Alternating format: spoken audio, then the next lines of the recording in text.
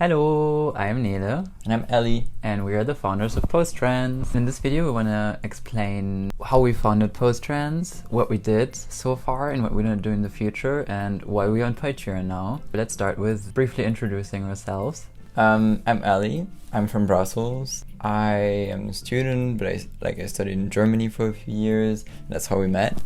I started transitioning when I was 16. I started testosterone at that age. I got a mastectomy when I was 17. At the age of 20, I decided to stop transitioning. I just found out that it was better for me to just stop there. And I'm 21 now. And I'm Nele, and I come from Germany. I'm 24 and I studied design, and I also do the illustrations of PostTrans and the design part. And I started identifying as trans around the age of 19 and decided to transition and take testosterone, and I had a mastectomy as well. And then at the age of 23, like around a year ago, I realized that that was not really the right solution for me and not a really good long-term solution. There was a time where I decided to stop testosterone and detransition. I remember that at the time where we both decided to detransition, because we were already together at that time, we couldn't find many resources on the topic.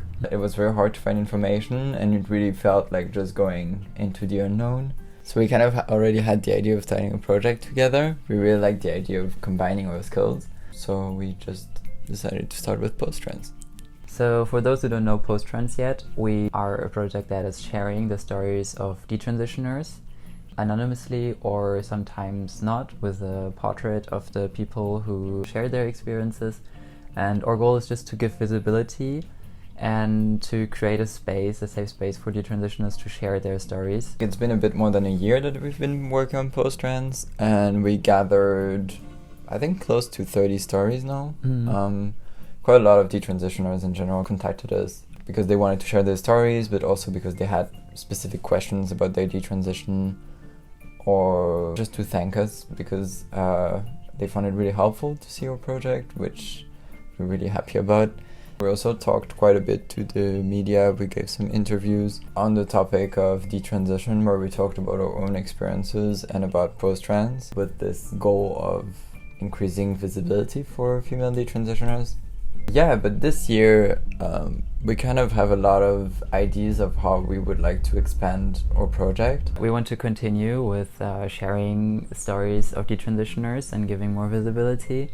We are based in Europe, and PostTrans is all working on English so far, and we would really like to reach more people who are not as good in English or maybe don't understand English. So since I'm from Germany and your mother tongue is French, we decided to translate the stories into our mother tongue, and we're working on this a lot, and we also want to expand into more languages. So this is a lot of work that we've been having at the moment. Also, aside from that, there's quite a big project that we have. The idea came from the fact that so many detransitioners contact us with very specific questions about their detransition. What we would really like to create is a tool to help detransitioners finding answers to their questions. So it would be in the form of a booklet where there would be a collection of stories of detransitioners, but also information about detransition in general to help detransitioners finding the right resources, knowing what they can ask to their doctor, things like this. Just really as a tool to support detransitioners in their process, but not only detransitioners actually. It could also be for trans people who are asking themselves some questions, or people who are thinking of transitioning and want to research on what would happen if they would change their mind one day. Just to have a real tool that would help people asking themselves questions on the topic. So we want to make it available online so that it's available to everyone, and we would also really like to print it and send it to LGBTQ and trans organizations to increase awareness about the topic, and so that the transitioners in the areas of these organizations have access to this information.